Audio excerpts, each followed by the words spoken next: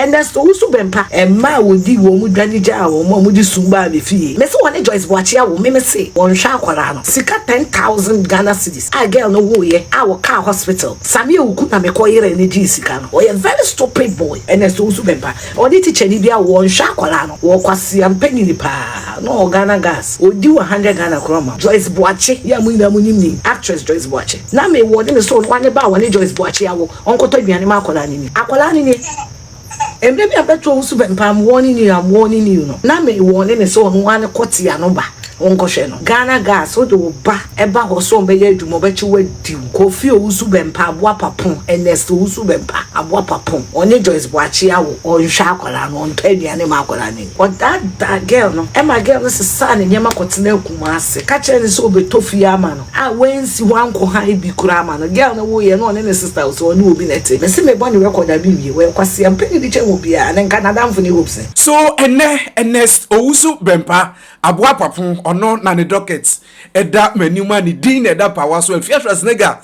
abeka ne ho nsem style bia bi me ena make say ni baby mama nanka ni din ehya adaka ma ye friend Joyce Boakye Afia Schwar abebo ni din ayi akola no kura anim e de apie na particular lady ye friend Joyce Boakye Afia e ka no ho asem no so somewhere 2 years ago okoka so ni politician ni bi awo ebrekon wa mo ni din so nipa na nyi me worry no oba no woni hwan na we because ye hu no media no so woni politicians bi na we politician. Ladies and gentlemen, your friend me Dan Kwesi Prince aha e daily view GH so message also ba no subscribe wa share wa comment wa me notification bell your next episode no eno so your word amede ebre o kasafidie so na ebusua no etimi akoso akonani na before me de nsam ne afia ene nsam ne bi ede ebebre no wo ye company brands individual ankrankwa adwuma ku apese o advertise e wo daily view GH ye kasafidie so ye say brada age bo nyuma ho dewuro ton nyuma echire wiase echirichiri ne benche yahwefo a e wa fidi kase yi so no fa ye numbers ahomatofo na egu screen so no fa test WhatsApp yen eni ye mbon komo twetwe nkomo ye beje bre na ya ton nyuma bo ho dewuro e de amount abusia ye mra yensem ne so na obi bebi sase why na Afia Schwar ene no enyen na this particular man na Afia Schwar e kan ho asema na se o expose no ye friend no Ernest Owusu Bempah ono ana ye deputy communication director de ma no amanyokuo New Patriotic Party NPP amanyokuo no na ni nyina nso akwakọ gya na nsani ne papa nsem a ono akasetia ono ane party members tifoni bebre sorry ene we are having a moral audacity sorry say we are going out there to fight Galamsey and then we have the nerves to be criticizing John Dramani Mahama and then me Owusu Bempah me I will not go into that tangent. And everybody may come and say, my people think I'm just being controversial. But it's a fact. No kwe we uka. Ni 2012. And I hear we are demonstrating. It's here John Dramani Mahama. Say, John Dramani Mahama buying at the Ghana Galamsey headquarters. Ni Chikoma. And a Ghana for yeah party for you should Galamsey for politics.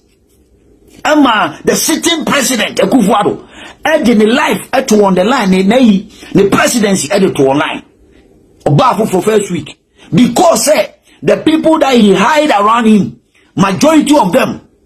allegedly were part of this Galamsey here the NDC for Mesa no my in Galamsey no some of them came to continue. So what moral right have we got to even come back and today use Galamsey to do politics? Na ensama Afia apro de gu on ebusia esowani na ne kasemu na obo eye Joyce Boakye edin this particular lady a oda o screen sui na gay you or actress which is we twitwa eye couple of movies e wo Ghana ye movie industry no mu Okumawood section no enti ene ye okotin tankese no so wagidin yi papa na nsane ni nenso no and as a few years ago this particular lady Afia Schwar kana asem ye friend Joyce Boakye okotena interview so koka se eye oni politician bi awo wo se we date sugar daddy biga ma se mo je long time so nipa na nyi me worry no okay yeah was me bana me hwe na me gin say a date but marriage me worry but money wo mpacho dey oba no woni hwan na we because ye hu no media no so woni politicians bi na we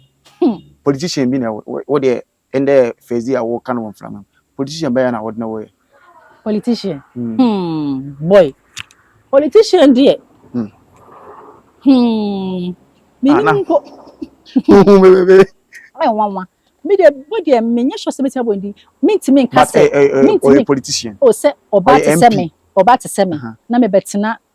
afidie so e ka say bia o be ma me wo no me ni me papa say me useless me ba no papa pa be ma de manya bi ne na wo pa o ye ni manya force papa me mo ni din or a politician yes, a politician sana pese me se na be your mom fe no be hu say politician a politician by din de wo mbo me kura me pesa bobo mpo enso mba gine fi se mo me na ko ono kasa kwa no mu hwan po na Ghana ho pema pa aisha wa wo kan football abe no pema wo Ghana ha pa nka me de no compare no say o say na wo ka be say obi ba akwaje no ono mu ma fodie na hwan obi kwa akwaje no mon kwaje ne odo ho consider no very pa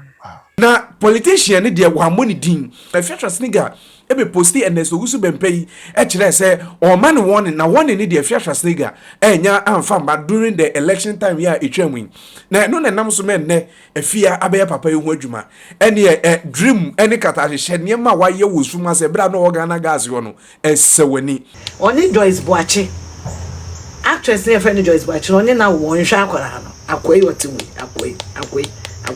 we na minwa be ma no wo kwase ampanyini pa no organa gas odi 100 Ghana kroma akwai emma wodi wo mu dwani ja wo mu di sumba be fie akwawe ohum se woni girl bi na ma no afre wo me se woni Joyce Boakye wo me se oni Joyce Boakye wo onhwa akwara no sika 10,000 Ghana cedis a girl no wo ye a wo car hospital Sami Uku na me koyere ni sika no me say yes o a very stupid boy and Owusu Bempah oni teacher ni bia wo nhwa akwara no me ti hey last year e na ko fori fa phone chinchina me nkoka bi na me se ko fori mintini and Owusu Bempah emle bia me posted say I'm warning you na ye nkrofo so waye bibi da bi na me warning say ono ane ba wo ne Joyce Boakye awo Joyce Boakye ya mu ina mu nyimni actress Joyce Boakye na me warning say ono ane ba wo ne Joyce Boakye awo onkoto aduane ma akola ni o onhwe ne ba oni Joyce Boakye awo e de akola na to ne maame such a stupid idiot we were cancel oni Joyce Boakye awo e de akola na to no ane maame onhwe akola no Owusu Bempah oye kwasia the last time I be posted akola ni Owusu Bempah ni Joyce Boakye omubani Joyce Boakye actress no oni Owusu Bempah omubani akola no kwa wonhwe no akola ye otiwe Joyce Boakye na le titi ni modern onhwe no wasi ampanyi ni we akola fefefe say wonhwe no on twaduane kwa mane bani kwasia sa me na me ka chero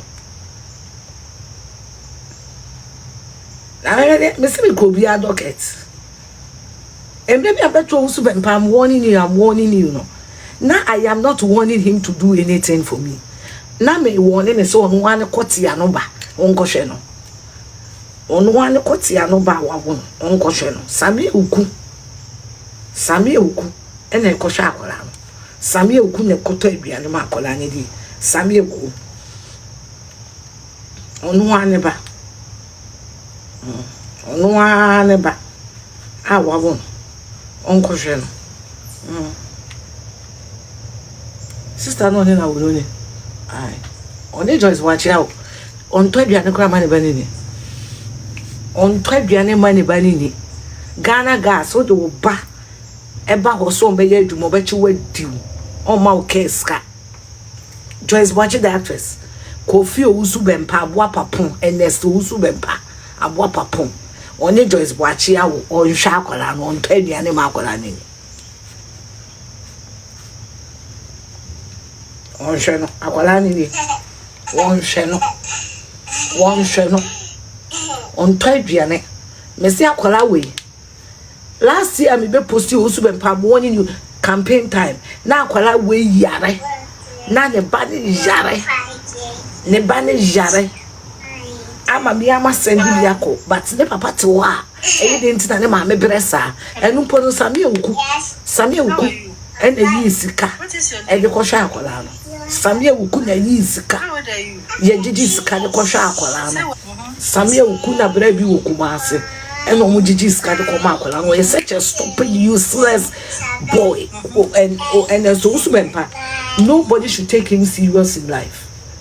Me se me boni record abi wie we kwase ampani di che wo bia and Canada mfuni hopes. And Canada mfuni hopes. We kwase ampani di che wo bia.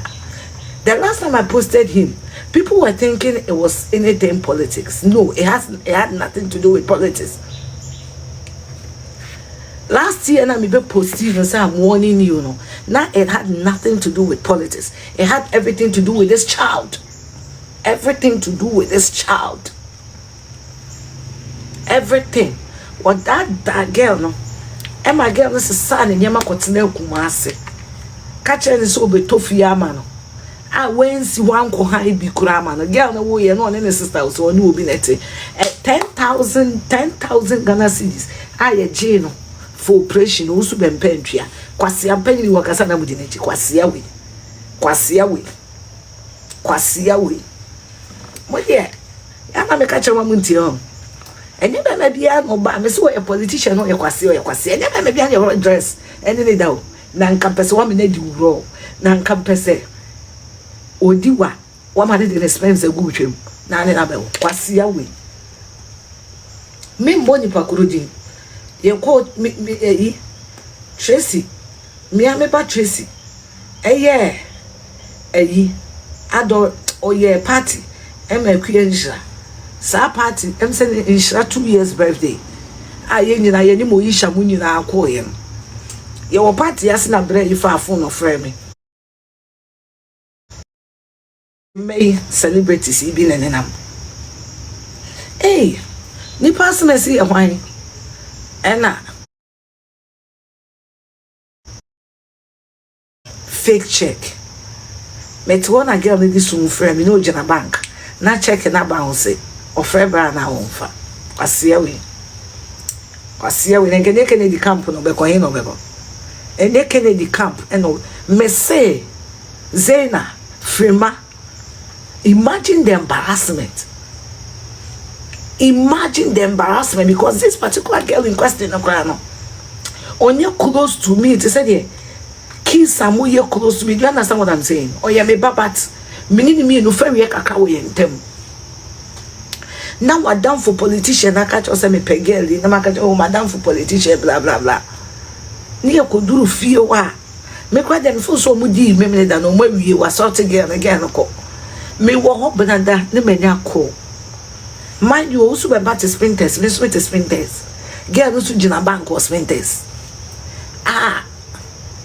check no abounce na wo February na won fa na me akwan so me ko du ho me so me February na won fa na girl no passport asa ko di bra kwase ampani aboa papu Owusu Bempah na nim se ba ko fofu kwa kwase ampani na me ka no ho asemi kwase ampani ne ya only joy kwase ampani we na make no answer ampani si udi kwase asem say ni udi kwase asem bu ya be kan kwase asem utna Ghana gas young girl bi oba obi a no be ni papa for wa mo ndi wa o mo be yi di omo di nkola ni no wie nso mo sa pam ho we ne ge Kennedy camp no be wo he no be ho omo Kennedy camp ni hwoma bravo omo mama they can't keep a woman e da no kwase na ni timududu se bronya me nsa no stick house stick no so no susu we ni yire na na wo kwase ampani ni sa wo ba ben no betra timududu se bronya me nsa no we onye ni pa bi o ka asema mo so me say me hoye onye Joyce Boakye awo e de akola no ato no ane mame na mi busa ne se Kofi Owusu Bempah, how do you name a child after your mother and also starve that child? Do you hate your mother that much? Eye de na do obi eto mame na wo sa starving wo mame. And then yes, when you be ni pa boni ni. Onwa school and bako ne ba teacher woni na ko onhwe no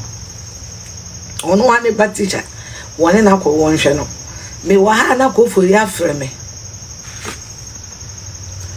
wonyo Owusu Bempah na msiko fori me ntwa kote mo mfa asem no nto ato aso mo hwehwe na mo hu na mo nkwa NPP headquarters mo bia mfa ma breji mini kote na Afia we akodi mi na we akodi we ma bere na we woni Kennedy camp ga camp be no we wo only irresponsible camp Empress na no kwa na me ka cho me school and bako won to school fees no wasa akodi teacher ni wo school no any teacher ni na wo teacher ni no so won hwe no asia we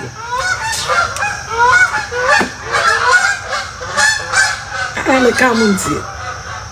kotie bia na mudi mi jo amtasa kotie bia na mudi and it's so nice abusia ensem ni bi eno no ene me se enye ensem keto na we kra de se part 1 odi amatufo buo part 2 wo ha enche bia mesa uploadi na se be bebro eno so yewura Julius Debra ye friends chief of staff ene Felix Ofosukuachi omu nyina ye next episode me de bebro e o kasa fidie so ye from Dan kwasi Prince Messel se oba no subscribe wa share wa comment every baby a hwe mfiri na busia na timi akoso akoni na before meja mekra mo amiakono Oye company brands individual person advertise or catafidie so ye bo nyuma hu de wura for your numbers na da screen so na ne yemo nkomo ntwetwe nkomo na gi emu enchirimu eye nyame yadoma da se ne biem ye bedi ehye mu ye next episode ne so makraw